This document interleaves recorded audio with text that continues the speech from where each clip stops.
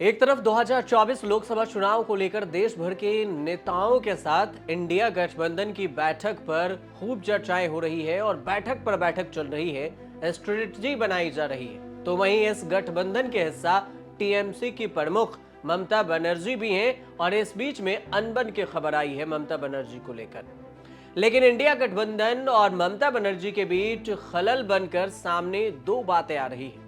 पहला कि कांग्रेस नेता अधीर रंजन चौधरी का दावा है कि अभिषेक बनर्जी को बंगाल के अगले मुख्यमंत्री के तौर पर बीजेपी पेश कर सकती है, और दूसरा ममता बनर्जी खुद कहती हैं कि राज्य स्तर पर खासकर बंगाल में कोई गठबंधन नहीं करेंगे, अकेले एकला चलो की राह से बीजेपी को हराएंगी। ऐसे में पेच ये फंस रहा है कि आखिर ममता है किधर और ममता के मन में आखिर चल क्या रहा है। अधीर रंजन चौधरी का दावा है कि तृणमूल कांग्रेस के वरिष्ठ और युवा नेताओं के बीच में जारी मनमुटाव की पटकथा बीजेपी ने लिखी है। उन्होंने ये भी आरोप लगाया कि आने वाले दिनों में बीजेपी तृणमूल कांग्रेस के महासचिव अभिषेक बनर्जी को बंगाल के अगले मुख्यमंत्री के तौर पर पेश कर सकती है। यही कारण है कि ईडी और सीबीआई उनके खिलाफ चुप होकर बैठी है और उन्होंने आरोप लगाया है कि बंगाल के मुख्यमंत्री और तृणमूल कांग्रेस सुप्रीमो ममता बनर्जी के भतीजे अभिषेक 2021 में ईडी द्वारा उनके नई दिल्ली स्थित कार्यालय में लगभग 9 घंटे तक पूछताछ की गई थी और अचानक से कांग्रेस विरोधी कैसे हो गए। अभिषेक पश्चिम बंगाल के मुख्यमंत्री ममता बनर्जी के बड़े भाई अजीत के बेटे हैं। कोलकाता की कालीघाट में अभिषेक बनर्जी का आलीशान घर है।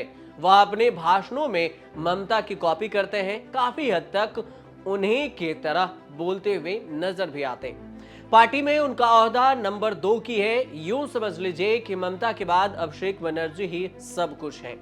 अधीर रंजन चौधरी कभी कहते हैं कि ममता बनर्जी नहीं चाहती गठबंधन करना, मुर्शिदाबाद में टीएमसी को फिर से हराएंगे, तो वहीं पर दूसरी तरफ फिर से अधीर रंजन कहते हैं कभी कि तृणमूल कांग्रेस गुटबाजी से ग्रस्त है और भ्रष्टाचार में डूबी है। ये भ्रष्टाचार की कैंसर से पीड़ित पार्टी है। कैंसर से ग्रस्त तृणमूल के पास इस बात का कोई जवाब नहीं कि कैसे बचा जाए। बंगाल में तृणमूल का खेल ही खत्म हो चुका है। ये बयान है अधीर रंजन चौधरी का। अधीर रंजन चौधरी ने गठबंधन और अभिषेक बनर्जी ममता बनर्जी को लेकर जो कुछ कहा है वो बयान सुनिए। दीदी আসেন এখানে, ওখানে मोदी है तो मुमकिन है, এখানে दीदी है तो और भी मुमकिन है, उससे मोदी से ज़्यादा मुमकिन हो सकते हैं।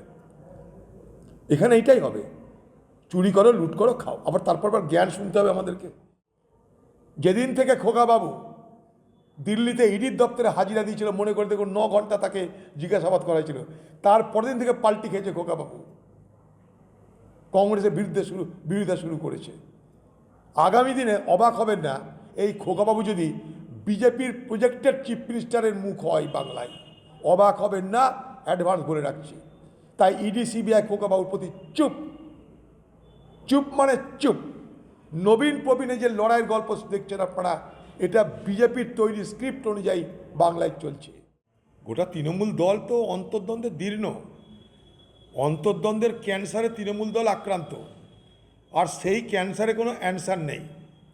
অতএব তৃণমূল দল ধীরে ধীরে টার্মিনাল স্টেজে চলেছে।